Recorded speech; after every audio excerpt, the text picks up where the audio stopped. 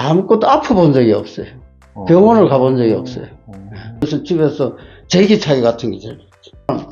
소리도 안 나잖아요. 이거 가지고 소리 안 나잖아요. 못 걸어서 이렇게 하기 전에는 부상당할 염려가 없잖아요. 네. 단 그거를 꾸준히 하는 게 중요하다 이거예요. 꾸준히 저는 젊을 때는 사업을 크게 하다가 70살 돼서 몸이 좀 안 좋아져서 이제 운동을 시작하게 됐죠. 그래서 이제 운동을 어떻게 해야 더 잘할 수 있을까? 그걸 하기 위해서 이제 학교에 진학해서 그동안에 체육학 박사 또 의학 박사까지 취득을 하고 본격적인 근육 운동을 하고 있는 82살의 이승국이라고 그럽니다.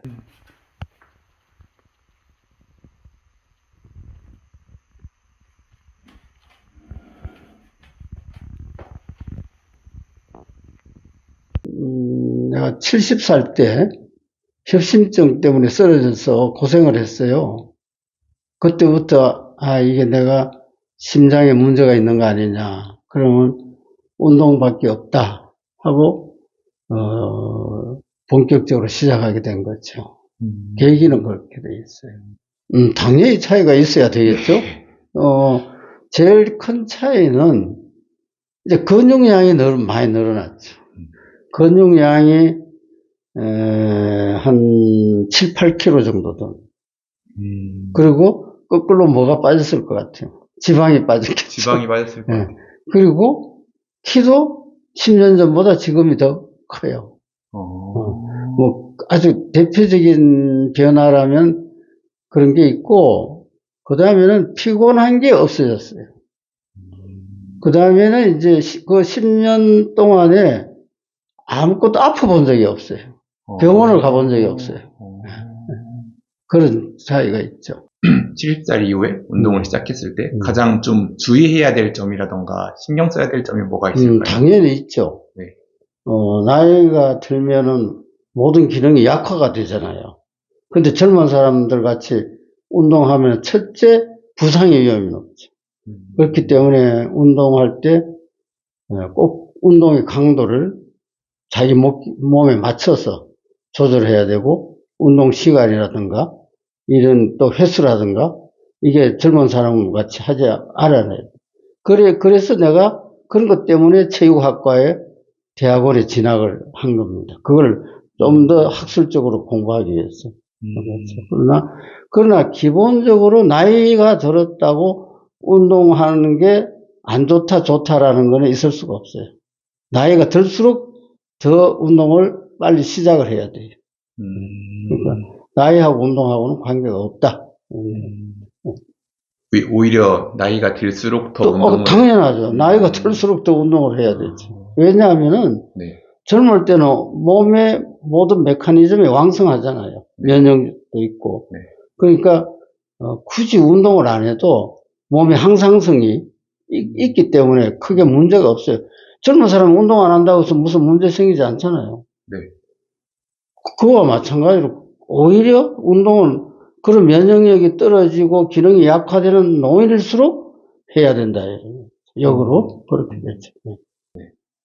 우리가 근육이 크게 보면은 위에서부터 보면은 어깨 근육이 있잖아요. 어깨 근육. 또 가슴 근육이 있잖아요. 또 등 근육이 있잖아요. 또 배 근육이 있잖아요. 또 상지 근육이 있잖아요. 또 하지 근육이 있잖아요. 엉덩이 근육이 있잖아요. 이런 근육이 부위별로 있죠. 근데 우리가 그런 근육을 골고루 키워야죠. 보통 보면 뭐 어떤 근육이 중요하냐 그러는데, 그러면 엉덩이 근육만 있으면 됩니까?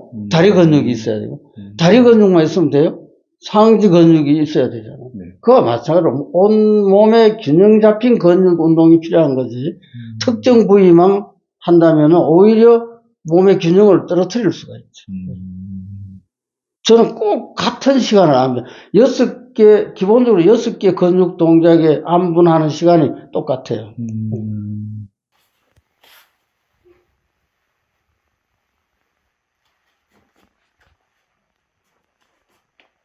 때 관절 통증 없이 좀 안전하게 운동할 수 있는 방법이 혹시 있을까요? 이제 그거는 참 어려운 질문인데, 무릎 관절이 아프든 어디가 아프든, 아프면 운동하기 싫잖아요. 그 운동하기 싫다고 안 하면 그게 안 낫죠. 그럴수록 운동을 해야 되는데, 그야말로 거기에 상처의 부위에 무리가 안 갈 정도로 약한 운동을 해야 돼요. 약하게 하면서 조금씩 키워나가야 돼요. 예를 들어 제가 이 운동을 10개를 심하게 하다가 10개를 다친 적이 있어요. 그러나 그거 회복하는데 1년이 걸리더라고요. 1년 동안에 조금씩 약하게 하는 거예요. 그러다 보면 이게, 왜냐하면 몸이라는 거는 원래 낫으려고 하는 기본적인 원리가 있거든요. 그러니까 그 원리에 따라서 조금씩 움직여주면 되지. 모든 운동은 다 똑같은 원리고, 다만 자기 아픈 부위에 맞는 그런 약한, 강도를 약해서 조금씩 하고 또 횟수를 늘려나가고 이렇게 하는 그 꾸준한 운동. 그러니까 계속 하는 그게 더 중요한 거예요. 좀 집에서 좀 더 간단하게 전체의 몸을 균형 있게 발달시킬 수 있는 운동이 뭐가 있을까요? 근데 이제 집에서 하나 나가서 하나 원리가 똑같잖아요. 그러니까 집에서 할 수 유산소 운동은 아주 간단하게 제자리 걷기 하면 돼요. 제자리 걷기요? 그렇죠. 제자리 걷기 하든가 좀 저거 하면 제자리 뛰기 하면 되죠. 제자리 뛰기, 제자리 걷기. 또 스트레칭은 아주 좋은 게 국민보건체조 있죠. 동영상 나오잖아요. 네. 인터넷 검색하면은. 네. 그거 틀어놓고 스트레칭 운동하면 우리 국민건강운동 그대로 따라하면 돼요.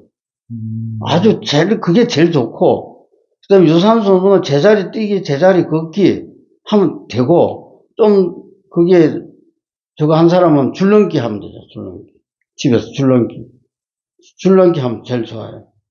균형 감각을 올리기 위해서 집에서 제기차기 같은 게 제일 좋죠. 근데 제기차기도 쉽지 않아요. 나이 들어가지고. 근데 근육 운동은 뭐가 좋냐? 근육 운동은 어쨌든 맨몸으로 근육 운동 한다는 것은 현실적으로 어려워요. 왜 그러냐? 근육 운동은 저항성 운동이잖아요. 그죠? 그럼 몸에 저항을 받아야 되잖아요. 근데 맨몸으로 저항을 줄 게 없잖아요. 네. 그러니까 저항을 주는 도구가 필요한 거예요. 그래서 덤벨이다, 바벨이다, 대부분 그런 걸 가지고 하잖아요. 근데 일반 가정집에, 특히 아파트에서 그런 거 갖다 놓고 할 수 있나요? 소리가 나고 쿵쿵거리면 안 되죠.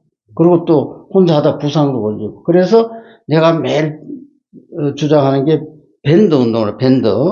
봤죠? 이 밴드. 네네. 이거는 저항은 주지만은 소리도 안 나잖아요. 이거 가지고 소리 안 나잖아요. 네. 그죠? 네. 또 부상의 위험도 없잖아요. 이거 못 걸어서 이래 하기 전에는 부상 당할 염려가 없잖아요. 네. 그러니까 이 밴드 가지고 운동을 하면, 이 밴드는 강도별로 있어요. 아주 약한 것부터 7가지가 이렇게 있어요. 이거는 두 번째 건데, 약한 거에서 두 번째 건데, 이걸로 가지고 하면은 무슨 운동이든지 아까 내가 말한 6개 근육에 대한 저항성 운동으로 충분합니다. 그래서 항상 내가 이 밴드 운동을 권하는 거예요. 아주 쉽게 말하면 생각나면 거기서 그냥 제자리 걷기를 하면 돼요. 그게 시작이에요. 제자리 걷기 따로 있고 무슨 운동 따로 있는 게 아니다 이거요. 그냥 거기서 걸으면 그게 운동이고, 그냥 뛰면 운동이고, 거기서 줄넘기 하면 운동이에요. 단 그거를 꾸준히 하는 게 중요하다 이거요. 무슨 체육관에 가서 10개를 들어야 운동하는 거예요? 아니요. 거기서 그리고 라디오에서 하는데 인터넷 틀면은 국민건강체조 있잖아요. 그거 인터넷 틀어놓고 그냥 하나, 둘, 셋, 넷 있잖아요. 그거 하면 돼요. 그게 운동이에요. 근데 사람들이 무슨 내가 운동을 해야지 하면 거창하게 생각합니다. 단 주의할 것은 강도는 약하게 시작을 해서 해나가되 꾸준하게 하는 거예요. 그리고 이왕 하려면 운동에 대한 플랜을 가져라. 내가 그럼 매일 하루에 내가 걷기를 하겠다면 하루에 그러면 10분을 걷는다.